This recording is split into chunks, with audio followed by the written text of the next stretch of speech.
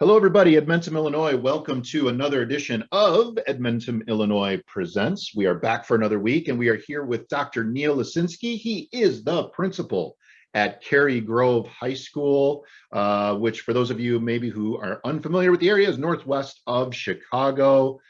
Neil, it is always great to see you. If you guys don't follow him on Twitter, please make sure that you do so. He always puts a lot of great thoughts out there around school culture, leadership, and the like. Neil, how are you today, sir?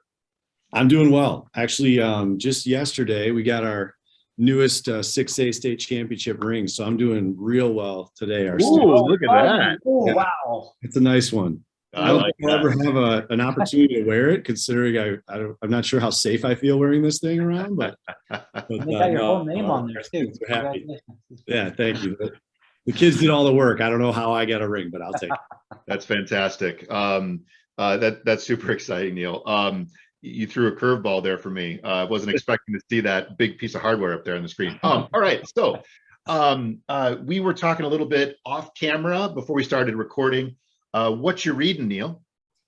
Yeah, so I'm digging into this book by Doug Reeves, who I've seen speak a number of times, and he's an excellent speaker, but I hadn't read a book by him in a little while. So I looked up some Doug Reeves, and he actually wrote this book and published it in 2021. It's called Deep Change Leadership.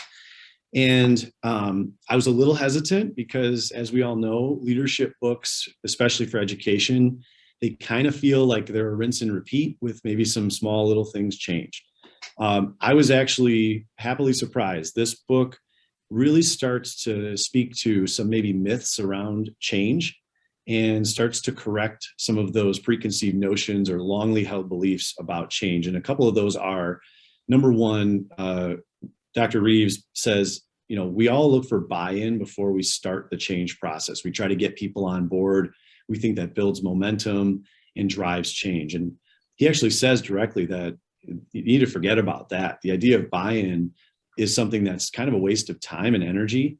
And really what you should be looking for is establishing what the change is going to look like and pursuing it.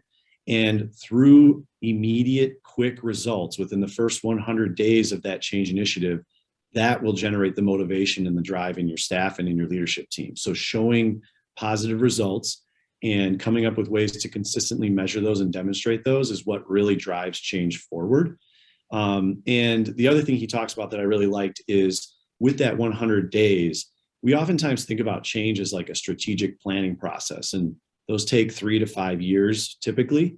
And there's parts of those and components of those I think are really valuable, such as surveying your community and collecting feedback about what's important. But what Mr. Reeves talks about is the 3 to 5 year change model. By the time you get to that 4th or 5th year, it's almost out of date. So change leadership in its form now in 2022, post-pandemic, is really about seeing more immediate results that impact students and teachers at the classroom level. And that's a challenge. I admit that's a challenge that I have to grapple with a little bit as a leader myself. But I just feel that post-pandemic, if I'm allowed to even call it that, but as we come out of this pandemic and we're maskless and we're able to really just start focusing on some other things other than COVID, I think people are prepared for change. So it's a good book to really get your mind right in terms of how we're going to be approaching the end of this year, but even more importantly, probably next year. That is quite interesting. My thought was going to be, in your early reading pieces, are you getting the impression that Reeves is saying that a 3-year cycle is now condensed into relatively a year, so 100 days represents year 1? Or is he saying that post-COVID, that change cycles are just that much faster and we need to see quick wins in that? It's somewhere in between. So I get the impression, my interpretation of it is that instead of setting up entire systems changes and pursuing like massive overhauls of your district or your building, let's look at some of the quicker wins. So if we want our school, maybe our big goal as our school is to increase engagement for our students. Well, we don't necessarily want to develop a 3 to 5 year plan to do that. We want to figure out how can we accomplish that in some smaller steps, but within that first 100 days. And then our teachers all of a sudden start feeling those wins. They start seeing what that success looks like. They're trying trial and error, right? They're figuring things out collaboratively. But then all of a sudden, with those wins and with those accomplishments in those first 100 days, then you can start to build that longer term plan of what are the things we're taking away from this that we can continue to apply? What have we learned, and how do we establish that overall change, that maybe larger scale change for the future, now that we have a better understanding and we see that this is successful? I think that's where he's at. Is he's not saying don't create long-term plans. It's more so the process by which you go through is find those quick wins, establish those with your teams, and then from those you learn and adapt and figure out where you're going long term. So knowing you, you've already started to process which initiatives in your campuses you're going to apply these to. Can you share some of those with us? Yeah, a couple of things.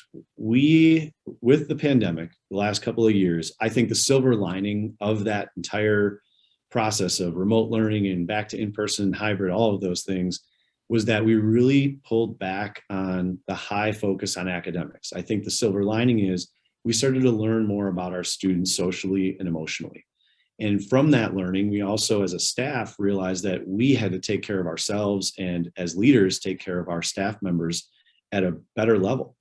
And so now all of a sudden we have this really incredible building of relationships across our building between teachers and students, and knowing their social and emotional needs at a deeper level. But at the same time, now my initiative and what I'm hoping to do is figure out a way to track student progress that marries together the academic data that we're getting, as well as the social and emotional data that we're getting from students that are responding to surveys, that maybe are seeing their counselors or our social workers at a higher rate, students that are maybe being disciplined at higher rates. And so trying to coordinate what that data process looks like and obtaining it, but then also the initiative is how do we involve our staff in that initiative? It's typically been the social and emotional things are held at the MTSS table with student services, and staff teachers are brought into that at kind of like a need to know basis. And then the academics are really at the hands of more of the teachers and our division leaders. And so what does it look like to bring those two together in a really cohesive way to identify students in need and to provide them with the support that's necessary for them to be successful? So it's a big idea. And so I'm trying to figure out through this book, how do I create opportunities to get those quick wins and build this into more of a long-term systemic change?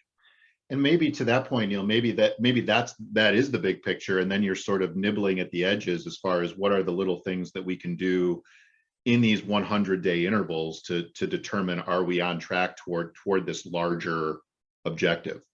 Yeah, no, exactly.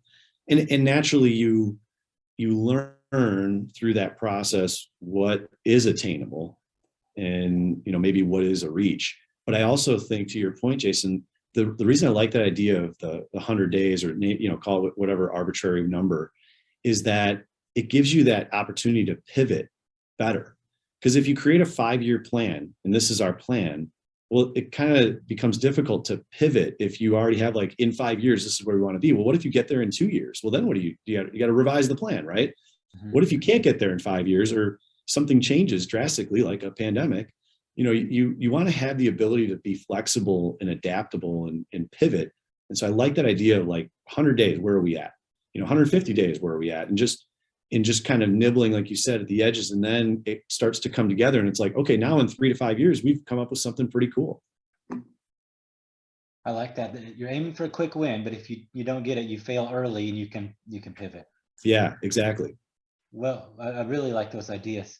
I want to say thanks to you for your time and your book suggestion. I always like these book suggestions. I'm going to take them on. Today we've had Dr. Neil Lesinski, principal of Cary Grove Community, state champion Cary Grove, and he showed us his ring earlier. If you want to rewind back and see the detail in that ring, please do.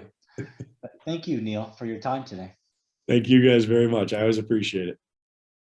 Have a great one.